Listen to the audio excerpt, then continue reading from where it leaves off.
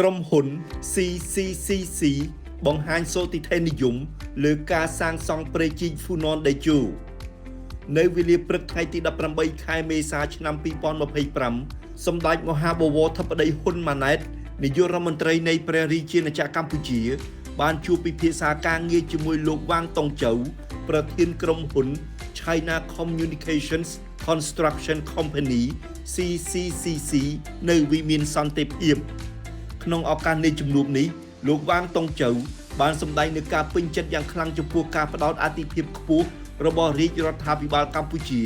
លើការសាងសង់និងអភិវឌ្ឍហេដ្ឋារចនាសម្ព័ន្ធរូបវន្តនិងបានថ្លែងអំណរគុណចំពោះរាជរដ្ឋាភិបាលកម្ពុជា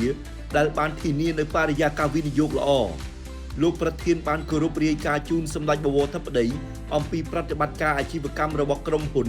CCCC ដែលជាក្រុមហ៊ុនវិស្វកម្មចិនឈានមុខគេនៅលើវិស័យហេដ្ឋារចនាសម្ព័ន្ធដឹកជញ្ជូនការជីកស្ដារព្រែកជីកក៏ដូចជាប្រព័ន្ធស្រោចស្រពធំៗជាដើមបច្ចុប្បន្នក្រុមហ៊ុនមានប្រតិបត្តិការអាជីវកម្មនៅក្នុងប្រទេសចំនួន158ជុំវិញពិភពលោកបានបន្តថាក្រុមហ៊ុន China Road and Bridge Corporation CRBC ដែលជាក្រុមហ៊ុនបុតសម្ព័ន្ធរបស់ក្រុមហ៊ុន CCCC ជាអ្នកទទួលបន្ទុកសាងសង់ព្រែកជីក Funan Tejo លោកវ៉ាងតុងចៅក៏បានគោរពជម្រាបជូនសម្ដេចបវរធិបតីអំពីវឌ្ឍនភាពនៃគម្រោងព្រែកជីក Funan Tejo ដែលបានឈានដល់ការចុះកិច្ចព្រមព្រៀងលើឯកសារសំខាន់ៗសម្រាប់ការអនុវត្តគម្រោងនេះស្របពេលនៃដំណើរទស្សនកិច្ចផ្លូវរដ្ឋរបស់ឯកឧត្តមប្រធានាធិបតីចិនស៊ីជីនពីងនៅកម្ពុជាព្រមទាំងបានបង្ហាញជំនឿយ៉ាងមុតមមថាដំណើរទស្សនកិច្ចផ្លូវរដ្ឋរបស់ឯកឧត្តមប្រធានាធិបតីចិនស៊ីជីនពីងនាពេលនេះនឹងពង្រឹងទំនាក់ទំនងនិងកិច្ចសហប្រតិបត្តិការរវាងប្រទេសទាំងពីរឲ្យកាន់តែរឹងមាំថែមទៀតលោកប្រធានក្រុមហ៊ុនបានថ្លែងអំណរគុណយ៉ាងជ្រាលជ្រៅជូនចំពោះរាជរដ្ឋាភិបាលកម្ពុជាក៏ដូចជារដ្ឋាភិបាលចិនដែលបានផ្ដល់ការគាំទ្រយ៉ាងពេញលេញលើគម្រោងនេះ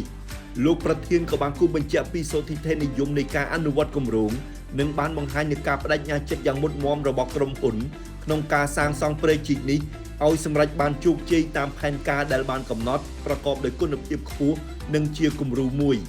ជាការឆ្លើយតបសម្ដេចបវរធិបតីបានវាយតម្លៃខ្ពស់ចំពោះវឌ្ឍនភាពរបស់ក្រុមហ៊ុននិងសម្ដែងការរីករាយចំពោះក្រុមហ៊ុន CRBC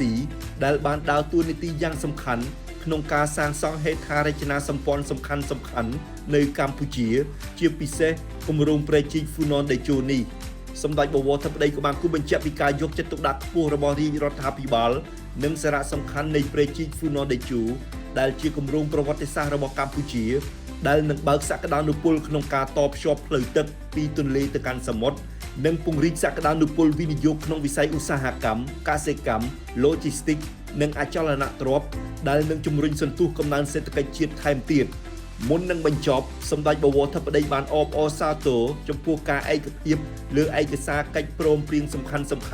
សម្រាប់ការអនុវត្តគម្រោងព្រែកជីក Funan Tejo នេះនិងជឿជាក់ថាគម្រោងនេះនឹងបញ្ចប់ការសាងសង់ដោយជោគជ័យតាមផែនការដែលបានគ្រោងទុក